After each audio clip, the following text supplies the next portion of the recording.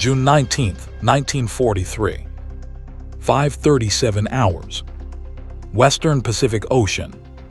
Flight deck of USS Essex. The deck is already alive. You feel it before you understand it. The vibration under your boots, the low animal growl of engines warming up, the wind clawing at your face as the carrier knifes through the sea at flank speed. Salt spray stings your eyes. The air smells like fuel, hot oil, and ozone. Directly ahead of you, they sit wingtip to wingtip. F6F Hellcats. Big, brutal, blue-gray hulks of metal crouched like predators, noses pointed forward, propellers spinning so fast they dissolve into translucent discs. Each engine coughs, then roars, shaking the deck plates like artillery fire. This is not a runway. It's a steel island barely longer than a city block, rising and falling with the Pacific swell. And in minutes, men will fly off it into combat. Chief Aviation Bosun's mate Frank, Pop, Reynolds raises his arm and clenches his fist. Engines rev higher. Deck crews scatter into position. Blue shirts, yellow shirts, green shirts, each color a role, each role essential. The choreography is precise, practiced, unforgiving. One mistake here doesn't mean paperwork. It means death. You can almost feel the heat now. Exhaust washes over the deck in shimmering waves. Steam curls up from the catapults like breath from a giant animal. Reynolds points, then slashes his hand forward. The first Hellcat lurches. Its pilot, Lieutenant Jack Monroe, 23 years old, Texas drawl, 2 months combat experience, shoves the throttle through the gate. The engine answers with a scream that drowns out everything else. The aircraft surges down the deck. For a split second it looks wrong, too slow, too heavy. Then the nose lifts. The plane drops. Your stomach drops with it. And suddenly, air. Monroe is gone, swallowed by sky and cloud in the endless blue. There is no pause. Another Hellcat rolls forward. Another pilot. Another launch. The deck crew barely look up. There is no time to watch. They are already signaling the next aircraft, already bracing for prop wash and heat.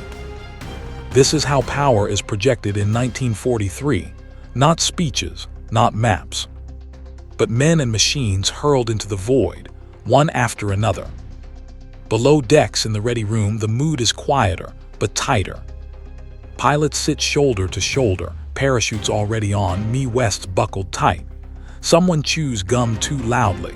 Someone else stares at a bulkhead, lips moving silently. The mission briefing still echoes in their heads. Enemy contact reported west of the task force. Japanese carrier aircraft expected. Zeros, vowels, cates. This is what the Hellcat was built for. This is why they are here. The Hellcat is not elegant. It is not light. It is not subtle. But it is strong. 6.50 caliber machine guns in the wings. Armor behind the pilot's seat. A Pratt & Whitney R2800 engine that can take punishment and keep running. It was designed with one purpose in mind: to meet the Japanese Zero and survive. Back on deck, sweat runs into eyes. Shirts cling to backs. The sun is higher now, reflecting off metal so bright it hurts to look at. A plane taxis too close.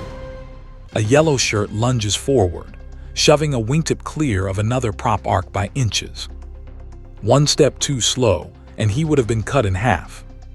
No one comments. The plane launches anyway. Somewhere out there beyond the horizon, Japanese pilots are climbing too. They believe the Americans are still learning, still clumsy, still soft. They do not see this deck. They do not see the efficiency, the volume, the relentless rhythm. Hellcats keep coming. Lieutenant Monroe climbs through scattered cloud, glancing down once at the carrier shrinking beneath him. It already looks small, fragile. He checks his instruments. Fuel pressure steady, oil temperature good. His wingman slides into position on his right, close enough that Monroe can see the other man's eyes behind the goggles. They exchange a nod. No words. There is nothing to say. The radio crackles. Bogies inbound, bearing 085, Angels 15. Monroe's grip tightens on the stick. This is it. The moment the flight deck exists for. Behind him, more Hellcats are clawing into the sky, forming up, climbing hard. An entire swarm of American air power rising from a strip of steel in the middle of the ocean. From eye level, from deck level, from the hands that launched them, this is what war looks like now. And in a few minutes, someone is going to find out which belief survives the morning. The Pacific opens beneath them like a living map. June 19, 1943. 6:12 hours. 15,000 feet and climbing. The air thins. The engine note changes, still powerful but tighter now, more strained. The Hellcat shudders slightly as it bites into colder air. Frost creeps along the canopy edges, feathering the glass. Lieutenant Jack Monroe adjusts mixture and prop pitch by muscle memory alone. He doesn't look down anymore. There's nothing down there he can reach. Above him, the sky deepens from blue to something harder, darker. Sunlight glints off wings and canopies as the squadron forms up, 3 sections, 4 aircraft each, stacked and disciplined. This is the difference now. Not lone pilots. Formations. Radar plot confirms multiple groups. The voice crackles over the radio. Calm, controlled. Somewhere below in the Combat Information Center, operators track blips crawling across a glowing screen. Bearings, altitudes, speeds. The enemy is already known. That knowledge changes everything. Monroe glances left, then right. Hellcats slide into position, wings rocking slightly in the thin air. Each aircraft carries its own weight, but together they feel solid. Unstoppable. Far to the west, beyond the curvature of cloud and sea, another formation climbs. Japanese Navy pilots, veterans, many of them, nurse their engines upward in tight spirals. They wear scarves against the cold, goggles fogging at the edges. Their Zeros are lighter, more agile, climbing with ease. They have fought Americans before. They expect the same fight. Back in Monroe's cockpit, the radio snaps again. Bandits now Angels 20, closing fast. Monroe swallows, he tastes metal. 20,000 feet. Higher than they'd hoped. He pushes the throttle forward, feeling the engine answer with a surge of vibration. The Hellcat is heavy, but it climbs if you ask it right. The formation tilts upward as one. At 22,000 feet, the world looks unreal. The ocean is a flat, gleaming mirror far below. Clouds form towering white castles, their tops sharp and blinding in the sun. The horizon curves just enough to make you feel very small. This is where men make decisions that last seconds, an echo for lifetimes. Visual contact, someone says. High 1 o'clock. Monroe squints. At first he sees nothing. Then movement. Tiny specks. Black against the glare. They multiply. The enemy is above them. The Japanese pilots see them too. Dark shapes climbing, wider wings, thicker fuselages. New fighters. Not wildcats. Something bigger. Something different. The distance collapses faster than Monroe expects. The sky suddenly fills with motion, contrails slicing across blue, aircraft banking, climbing, diving. Sun flashes off metal. Radios chatter, overlapping voices snapping commands and warnings. Brake left. Bandits diving. Watch your high 6.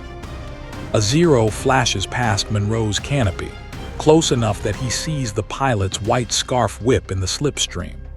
The Japanese plane rolls effortlessly, turning inside Monroe's first instinctive move. Old reflex. Wrong reflex. Monroe remembers the briefing. Don't turn with them. He shoves the nose down instead. The Hellcat dives like a dropped hammer. The engine roars as airspeed builds. The controls stiffen, but the aircraft holds together. Monroe feels the weight of it, the solidity, the sheer mass working for him now. A Zero tries to follow. It can't. The Hellcat is already gone, pulling out below the fight, then climbing back up in a long, powerful arc. Energy, altitude, speed. This is how you fight now. Above, the sky is chaos. Hellcats slash through the Japanese formation in pairs, firing short, brutal bursts. Tracers streak past canopies. Wings shatter. Smoke trails blossom and spiral downward. A Hellcat takes hits, smoke pours from the engine, but it keeps flying. A Zero takes hits and folds. Monroe lines up on a Japanese fighter crossing his nose. He squeezes the trigger. The Hellcat bucks as 6 machine guns hammer in unison. The sound is a tearing roar, violent and immediate. Tracers reach out and connect. The Zero disintegrates. Pieces fly away in all directions. The fuselage snaps, the wing shears clean off. For a split second, Monroe sees the pilot. Then the wreckage is gone, tumbling into cloud. There is no time to think about it. Another Zero dives. Monroe rolls hard, the G-forces pressing him into the seat. His vision narrows, edges darkening. He grunts, fights it, holds the turn just long enough. The Zero overshoots. Monroe fires again. This time, the enemy aircraft erupts in flame. The radio is a storm now. Calls for help, victory shouts, warnings cut short. Some voices don't come back. And then, just as suddenly as it began, the sky starts to empty. Japanese aircraft peel away, diving for distance, scattering in all directions. Some trail smoke, some are missing pieces, some are simply gone. Monroe checks his ammo. Low. Fuel. Still good. His hands are shaking. Below them, unseen but crucial American carriers continue to turn into the wind, launching more fighters. More Hellcats climb, guided by radar, fed into the fight with mechanical precision. This isn't a duel. It's a system. And the system is working. As Monroe levels out, scanning for threats, a realization settles in, quiet but unmistakable. This fight didn't begin up here. It began on the flight deck. With signals, with timing, with machines designed to work together. And somewhere below, unseen by both sides, radar scopes glow steadily, already tracking the next wave. The fight drifts east. June 19, 1943. 6:45 hours. High above the Philippine Sea. The sky feels bigger now, quieter. Smoke trails thin and stretch apart, torn by wind. Burning wreckage vanishes into cloud layers below, leaving only fatting spirals to mark where men were moments ago. The radios settle into shorter bursts, status checks, fuel calls, clipped acknowledgments. Lieutenant Jack, Monroe exhales for what feels like the first time in minutes. His Hellcat is scarred, a jagged hole near the wing root, oil streaks along the fuselage, but the engine still pulls, steady and strong. It brought him back. Red 2, you still with me? His wingman asks. Still here, Monroe answers. His voice surprises him, calm, almost flat. They reform instinctively, sliding back into position. Formation is comfort. Formation is survival. Below them, the ocean glitters peacefully, indifferent to everything that just happened. Somewhere far to the west, the surviving Japanese pilots are retreating, alone or in pairs, throttles wide open, eyes darting to every corner of the sky. They have never seen anything like this. American fighters that refuse to turn, that dive away, then come back with crushing speed, that absorb damage and keep coming. This is not the fight they trained for. On 10's cracked windscreen, a smear of oil blurs the horizon. The pilot wipes at it uselessly with a gloved hand. His engine vibrates badly now. Every instinct tells him to land, but he knows the distance is too far. Below him, the sea waits. Back in the American formation, Monroe hears a new call. Bandits regrouping, high again, new vector. So there is another wave. He tightens his harness. This time, the engagement is shorter. The Japanese formation never fully commits. They probe, dive, test, then break off as Hellcats surge upward to meet them, perfectly positioned, already climbing into their path. Radar-fed intercepts. Controlled altitudes. No guesswork. The sky belongs to the side that knows where the other one is. A Zero makes one last desperate run at Monroe's section, guns flashing. Bullets crack past his canopy, one slamming into the armored glass with a dull thud. The impact jolts his head back, but the glass holds. Monroe doesn't even flinch. He rolls slightly, lines up, fires a 2-second burst. The Zero's engine explodes in white smoke. It drops away, spinning. Gone. When the radio finally calls it, bandits disengaging, there is no cheering.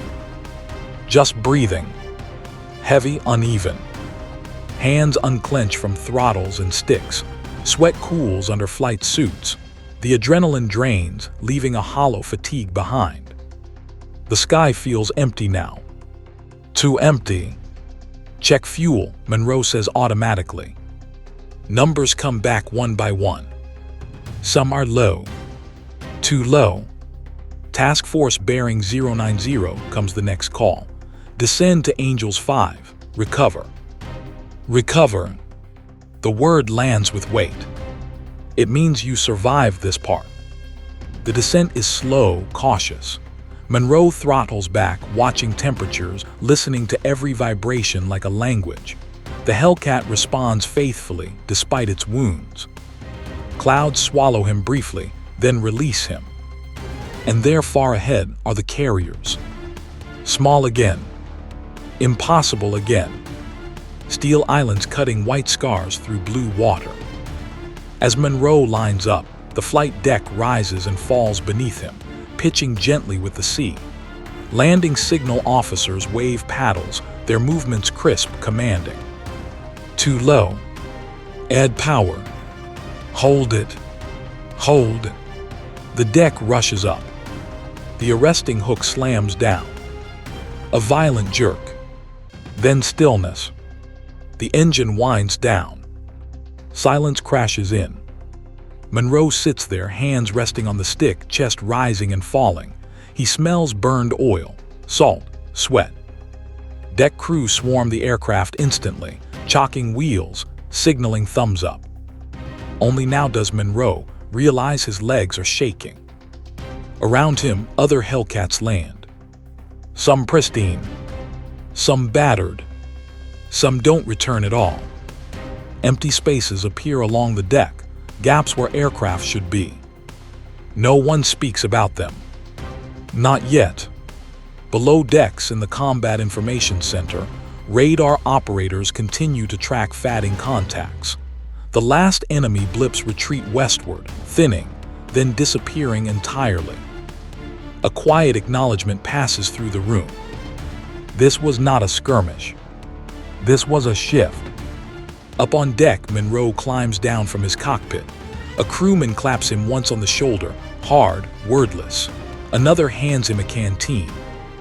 Monroe drinks, staring out at the sea. Somewhere out there, an enemy air arm has just been broken. And he knows, without anyone telling him, that this day will be remembered. But not yet. Not until the count is done. Not until they know what the enemy will do next. Because the Pacific is vast. And the war is far from finished. June 19, 1943. Late afternoon. Aboard USS Essex. The flight deck smells different now.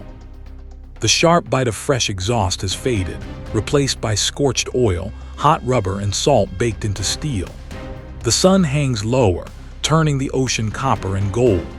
Shadows stretch long across the deck, cutting between parked Hellcats like bars in a cage.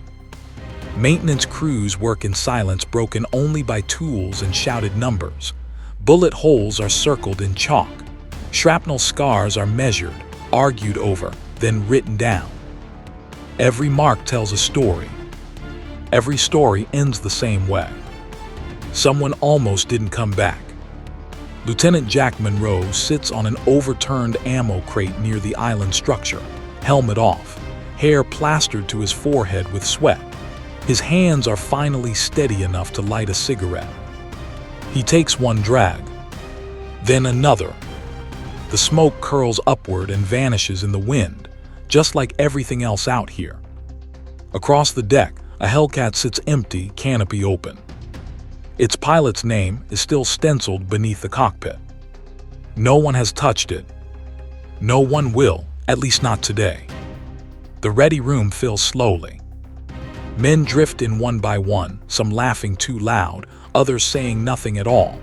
A few have blood on their sleeves that isn't theirs. One pilot is missing a boot, his foot wrapped in a field dressing. Someone counts chairs. Someone stops counting. The squadron commander stands at the front, helmet tucked under one arm. He waits until the room settles, not silent but close enough. "Listen up," he says. Heads lift. We ran into 2 waves. Radar vectoring was solid. You followed your training. That's why most of you are sitting here. A pause. We'll go over claims later. Another pause. Right now, check on your wingman. That's all.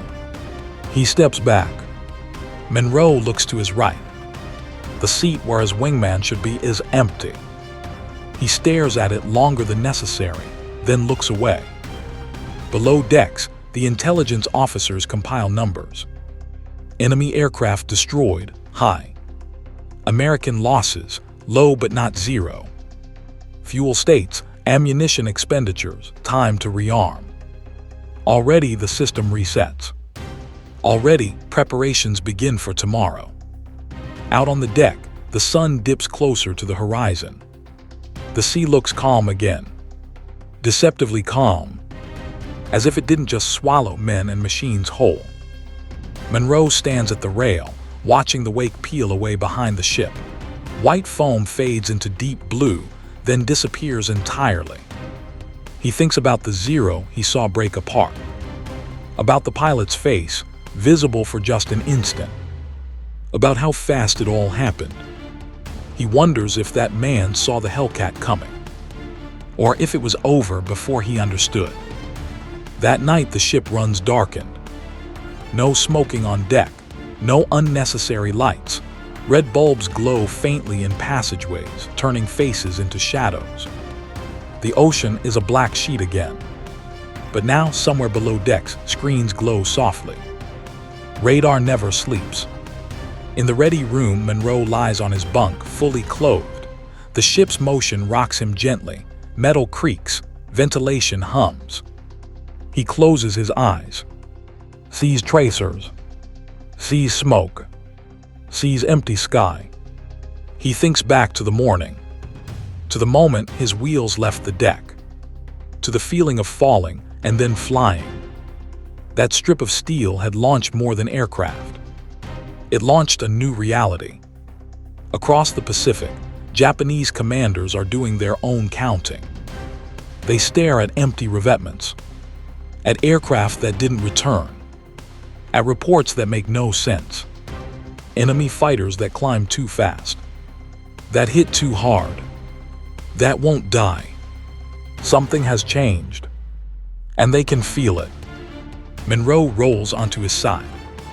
Tomorrow there will be more launches, more climbs, more contacts. The war is not over, but something decisive happened today. Not in one explosion, not in one dogfight, but in 1,000 small moments, on a flight deck, in a radar room, in the space between seeing and knowing. The Hellcat proved itself. The system proved itself. And from this point forward, the sky over the Pacific will never belong to chance again.